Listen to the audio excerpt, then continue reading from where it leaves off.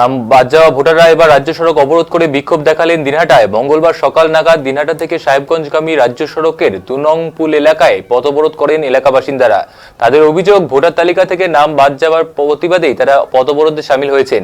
এলাকাবাসীদের অভিযোগ, চূড়ান্ত ভোটার তালিকা থেকে নাম বাদ গিয়েছে, এরপর একাধিক সাপ্লিমেন্টারি লিস্টে হওয়ার পরেও দেখা যায়নি তাদের নাম, তাই তারা ক্ষোভ উগরে দিয়ে প্রতিবাদে শামিল হয়েছেন। এদিন অবরোধে নেতৃত্ব দিতে দেখা যায় তৃণমূলের নেতাদেরও।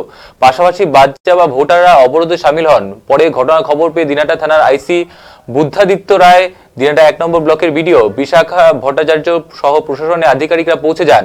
আন্দোলনকারীদের সাথে কথা বলেন। পরে আধিকারিকদের আশ্বাসে উঠে যায় পথ অবরোধ। টাইমও হয়ে গেছে, রোডটা কাইন্ডলি ছেড়ে দিন, অনেক গাড়ি দাঁড়িয়ে গেছে।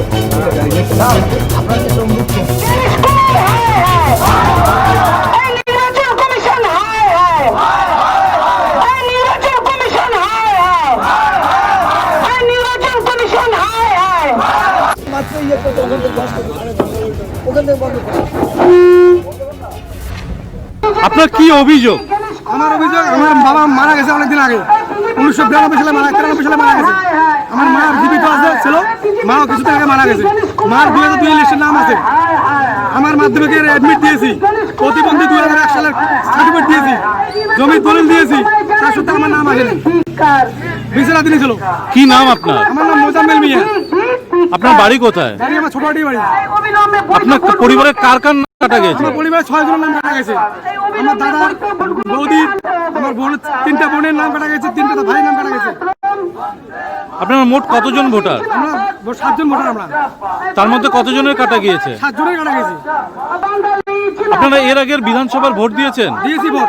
লোকসভা ভোট 2024-এ, বিধানসভা, লোকসভা, পঞ্চায়েত ভোট সব দিয়েছি, তারপরেও নাম কাটা গেল। নাম নেই। অঞ্চলে বেশিরভাগ সনাতনী ধর্ম। বিজেপির বিরোধী দলনেতা শুভেন্দু অধিকারী বলছে যে আমরা সনাতনী, বিজেপি সনাতনী। তো আমাদের নিগমানন্দ ঠাকুরের যে আশ্রমের যে মহারাজ, তার নামই ডিলিট করে দেওয়া হয়েছে। তো সে কি জ্ঞানানন্দ সরস্বতী মহারাজ কি, সে কি সনাতনী নয়? শুভেন্দু অধিকারীর কথায় সে কি বাংলাদেশি? এটা আমাদের জ্ঞানেশ কুমারের কাছে প্রশ্ন। আপনারা একদম পথে বসেছেন। আজকে এই নির্বাচন কমিশন যেভাবে আমাদের সাধারণ মানুষের বৈধ ভোটগুলোকে কেটে বাদ দেওয়ার চেষ্টা করছে, সেই নির্বাচন কমিশনের জন্য প্রতিবাদী সাধারণ মানুষ আজকে এখানে যারা জমায়েত হয়েছে সবাই সাধারণ মানুষ। তাদের নামগুলো, যারা এতদিন এখানকার বাসিন্দা ছিল, পূর্বপুরুষ ধরে তারা এখানে থাকছে, আজকে তার নামগুলো বিচারাধীনে রয়েছে। আজকে নির্বাচন কমিশনকে আমরা জানাতে চাই যে এই নামগুলো, এই বৈধ ভোটগুলো, এই নামগুলো কোথায় গেল? অবিলম্বে তাদের এটা জানাতে হবে এবং অবিলম্বে এই বৈধ ভোটগুলো যাতে বাতিল না হয়, বৈধ ভোটগুলো যাতে ফিরে আসে, এদের নামগুলো যাতে ফিরে আসে বিচারাধীন থেকে। তার জন্যই আজকে এই আমাদের এখানকার এই সাধারণ মানুষগুলো পথে বসেছে।